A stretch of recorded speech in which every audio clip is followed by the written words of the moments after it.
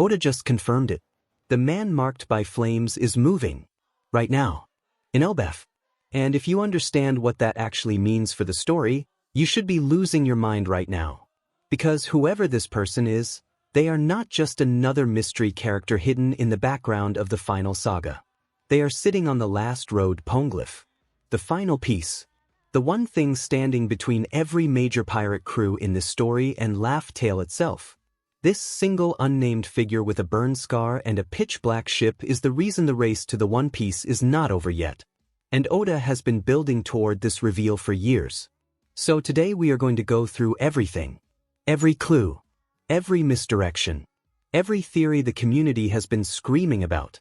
And then we are going to land on the one explanation that actually makes sense when you look at all of it together. By the end of this video, you are going to see the Elbaf arc completely differently. Let us start. So what do we actually know about this person? Let us go back to the basics because the details matter here. The first time the man marked by flames enters the conversation is through the supernovas. Kid, Law, and Blackbeard's crew are all independently hunting the same target. 3 of the most dangerous pirate crews in the New World. All chasing the same ghost. That alone should tell you something. When 3 crews of that caliber are all pointed at the same direction, whatever is at the end of that line is not small. The ship is described as pitch black. Enormous. Moving in ways that suggest either incredible navigational power or something far more supernatural. And then there is the ability that has the whole community talking. Whirlpools. Not small ones. Not the kind of navigational hazard you avoid with a good helmsman. We are talking about giant whirlpools that swallow entire ships. The kind of ability that could casually eliminate a pirate crew before they even knew they were in danger. Kid lost his arm. Then he lost his crew. He chased this person with everything he had and the result was complete annihilation. Think about that for a second. Eustace Kid, one of the worst generation, one of the few people who actually went toe-to-toe with a Yonko, got erased. That is the level of threat we are talking about. Law has been hunting this trail as well. The most analytical mind among the supernovas. A man who plans 3 steps ahead of every situation. And even he has not been able to close the gap. And Blackbeard knows something everyone else does not.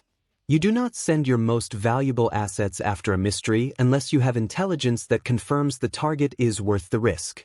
Blackbeard is hunting the man marked by flames because Blackbeard knows exactly where the 4th Road Poneglyph is. And that should terrify you. Now let us talk about the theories that have been circulating because some of them are genuinely compelling and some of them fall apart the moment you press on them. The most popular theory is Jaguar D.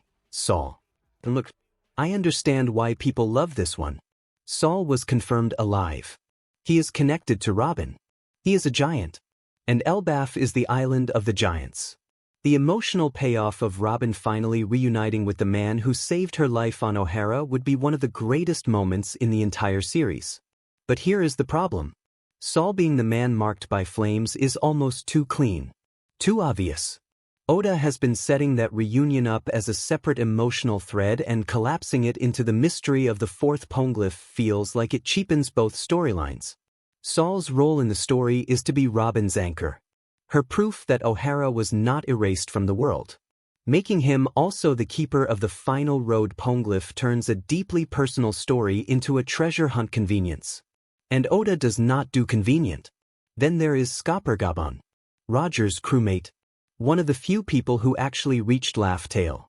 Someone who would logically understand the importance of the Road Poneglyphs better than almost anyone alive. This one is more interesting but the timing breaks it. If Skoppergaban has been guarding the 4th Poneglyph all this time, where has he been? The New World is not that big when you are operating at Yonko level awareness. Someone of Roger's crew moving around in a pitch-black ship powerful enough to destroy Kid's fleet would have attracted attention decades ago. The timeline does not hold. And then there is the dragon theory. The black ship. The mysterious authority. The connection to the Revolutionary Army. Dragon is the most wanted man in the world. He commands a global revolutionary network. And narratively he needs to become relevant to Luffy's journey in a direct way before the story ends. But Dragon's role is political. Revolutionary. His war is with the world government, not with pirates racing to Laugh Tale. Putting Dragon in the position of the man marked by flames shifts his entire character arc in a direction that undercuts what makes him compelling. His confrontation with the world government is the story Oda has been building for Dragon, not a collision with Blackbeard in the waters around Elbaf. So if it is not Saul, not Gabon, and not Dragon, who is it? Here is where we go somewhere the community has not fully explored yet. And I want you to stay with me on this because it requires thinking about Elbaf not just as a location but as a narrative statement. Oda has been building Elbaf with deep roots in Norse mythology from the very beginning. The giants, the warrior culture, the concept of honor and legend that drives everything about how the giants see the world. In Norse mythology there is a concept called the Einherjar, warriors chosen by the Valkyries to fight in the final battle at Ragnarok. Not just strong warriors. Warriors specifically selected because their deaths in battle made them worthy of being preserved for the end of the world. Now think about the Void Century. We know the people of the ancient kingdom were erased. We know the Poneglyphs were created to preserve their message across time. We know someone has been protecting these stones for 800 years. What if the man marked by flames is not a character we have seen before at all? What if Oda created a completely new figure? Someone whose entire existence has been dedicated to waiting. A guardian, not of a treasure, but of a truth. Someone who was present at the end of the Void Century, or directly descended from someone who was. Who received not just a Road Poneglyph but the responsibility of ensuring that when the right person came along, the person Roger spoke to at Laugh Tale, the one who carries the will of D and the spirit the ancient kingdom was waiting for, that person would be allowed to pass. The burn scar matters here. In Norse myth, fire is transformation, destruction that creates. The mark of someone who has passed through something that should have killed them and came out changed by it. The whirlpool ability connects to this as well. In Norse cosmology, Jormungandr, the world serpent, was said to create the great currents of the ocean by moving through the deep. The ability to generate whirlpools of that scale suggests a connection to the sea itself that goes beyond a standard devil fruit. This is someone who has become part of the ocean around Elbaf. Someone Elbaf itself protects. And this is why Kid could not beat them. Why Law cannot find them. Why even Blackbeard with all his intelligence is still hunting rather than having already captured. You cannot fight someone whose territory is the sea itself. Now here is where it gets genuinely explosive. Because Luffy is coming to Elbaf. And so is Blackbeard. And the collision that is about to happen between those two forces in the waters around the island of the giants is going to determine who gets to even approach the man marked by flames. Think about the board right now. Blackbeard has multiple devil fruits and a crew built specifically to counter every type of ability. He has been playing this game longer than anyone and he is close. Genuinely close in a way he has never been before. Cross Guild is moving too. Buggy and Mihawk and Crocodile represent resources and intelligence that cannot be dismissed even if their internal politics are chaos. And Luffy is Luffy.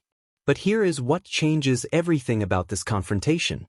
If the man marked by flames is genuinely a guardian of the Void Century's truth, they are not going to hand the Road Poneglyph to whoever arrives first. They are going to be watching, testing. The same way every true trial in mythology is not about power but about proof of character. Blackbeard can take anything. He has built his entire career on taking what others have earned. But you cannot take a truth. You cannot steal a legacy. And if the man marked by flames has been waiting 800 years for the person Roger could only point toward without reaching, the person who carries Joy Boy's spirit forward, then the moment Luffy stands in front of them the outcome was already decided 800 years ago. The burn scar is not a wound. It is a seal. And in Elbaf, that seal is finally about to be broken. So here is the question I want you to think about and drop in the comments right now. If the man marked by flames is a guardian who has been waiting centuries for Joy Boy's true successor, does that mean the final Road Poneglyph was never really hidden? Was it always meant to be found? Only by Luffy? Tell me what you think. And if you believe this theory or if you have a different explanation for who is behind that burn scar, let me know below. I read every single comment. If this video made your brain hurt in the best possible way, hit the like button because it genuinely helps this channel grow. Subscribe to Totaru-kun for theories that go places the manga has not taken you yet. And I will see you in the next one. You said, give me the firing prompter for each thyristor so that it will convert 50 Hz to 12.